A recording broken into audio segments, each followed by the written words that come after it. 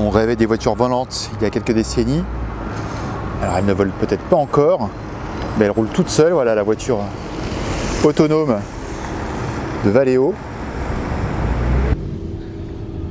Donc ça fonctionne comment? Alors, le capteur de base, c'est le scanner lidar. Ensuite, il y a une caméra. Et pour confirmer le tout et garantir le positionnement GPS, il y a un GPS et une centrale à inertie. Donc on a la triple redondance qui est nécessaire pour les véhicules complètement autonomes. Le véhicule est un petit peu différent par rapport à celui de Las Vegas. Il est différent, oui, parce que celui de Las Vegas était typé plutôt autoroute et celui-ci est typé plutôt conduite urbaine. Et en fait, il est capable aussi de repérer les feux de signalisation, etc. Oui, tout à fait. Là, il repère, ce que vous voyez ici, ce sont les arbres. Ce que vous voyez ici, il garde en mémoire les limitations de vitesse, le dernier panneau qu'il confronte à la cartographie. Donc là, par exemple, la détection de panneaux, on a et la détection visuelle avec la caméra et ce qui est renseigné sur la cartographie. Donc on a une vraie redondance, on sait ce qui se passe. Si on fait un tour, il va relire 30 à l'heure. S'il n'y a personne devant, voilà. Et il va se mettre à 30 à l'heure. Si on réactive la fonction. Tac, voilà. Voilà, de toute façon, il lit le panneau. Il vient d'acquérir le panneau 30. Donc il va se régler automatiquement sur 30 à l'heure.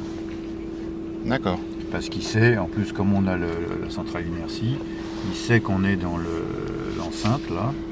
Et il sait que, comme on a renseigné cette cartographie, il sait que la vitesse maximum de l'enceinte est de 30 à l'heure. Donc là, on voit bien les arbres, on voit bien la tente disparaît, les arbres restent. On va voir devant ce qui arrive. Ça, c'est ce que voit le scanner. Hein. Et donc en fait, il repart la route parce que là, c'est pas quand même une route qui est vraiment balisée. Donc vous avez quoi? Rentrer auparavant le tracé ou il analyse Non, les obstacles? Il analyse le tracé. Bon, c'est pas balisé, mais il y a des points de repère. Là. Enfin, D'accord, donc les caméras analysent ces points de repère là. Voilà, donc ce que vous aviez vu à Las Vegas, où il y avait des routes beaucoup plus larges, rappelez-vous Laurent, le véhicule connaissait un peu moins la ligne droite que là. Alors que là, en fait, avec les arbres, on l'a pas fait exprès, hein.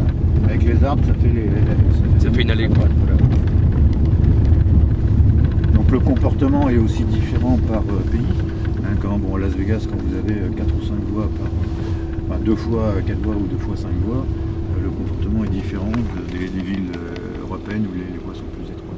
Et après, pour doubler, etc., dans le flux de la circulation, c'est prévu? C'est prévu. Celui-là, il faut actionner le clignotant.